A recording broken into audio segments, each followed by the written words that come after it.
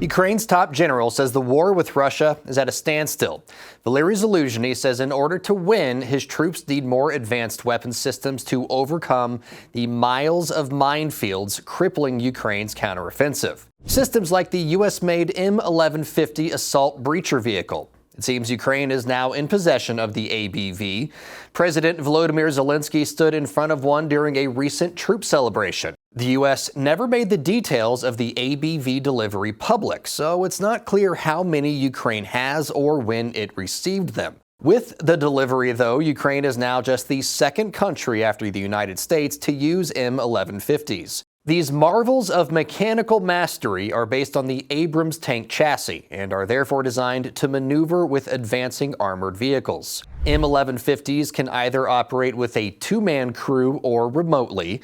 The ABV forges a path through explosives-laden terrain by first shooting mine-clearing line charges. The rocket-launched lines travel around 100 to 150 meters before landing and detonating. The ensuing blast is meant to safely dispose of whatever mines, bombs, or other explosives were lying around. The ABV will then make sure the path is clear through sheer brute force. The ABV can use two different plow options to clear the ground in front, while also marking a safe path for friendly units to follow. M1150s are fairly rare systems. Even in the U.S. military, there are fewer than 200 in service. So it's notable the U.S. is willing to part with these systems. However many Ukraine ultimately has or will receive, the M1150 marks a significant step up for Ukraine's mine-clearing capabilities. However, having better equipment to clear the explosives is just one part of Zaluzhny's plan to break the stalemate. Russia knows Ukraine needs to clear those fields and targets Ukraine's demining equipment feverishly. So if the M1150s are to be successful, they need cover to operate. Sweden sent some self-propelled howitzers that may help in this regard.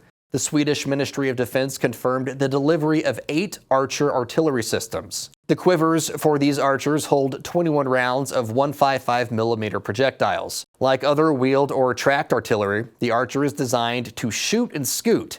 It just does it a little better than most. From a moving position, the Archer can stop, fire a 3-shot volley, and then move again in about the time it takes to cook a gas station burrito.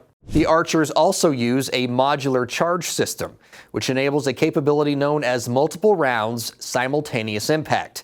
It's exactly what it sounds like. The Archers can fire numerous shots at a target, with all of the shots hitting at the same time. The speed and mobility of the Archers and M1150s will likely start yielding results on the battlefield soon. As advanced as both of those systems are, though, it's still likely not enough for Ukraine to defeat a much larger enemy in Russia. Zaluzhny said he's grateful to the West for all the weapons provided so far, acknowledging the war would be long over had it not been for those donations. But, ever the realist, Ukraine's Iron General says if his troops don't get more advanced weapons, and in high enough numbers, then the war with Russia will devolve further into one of attrition.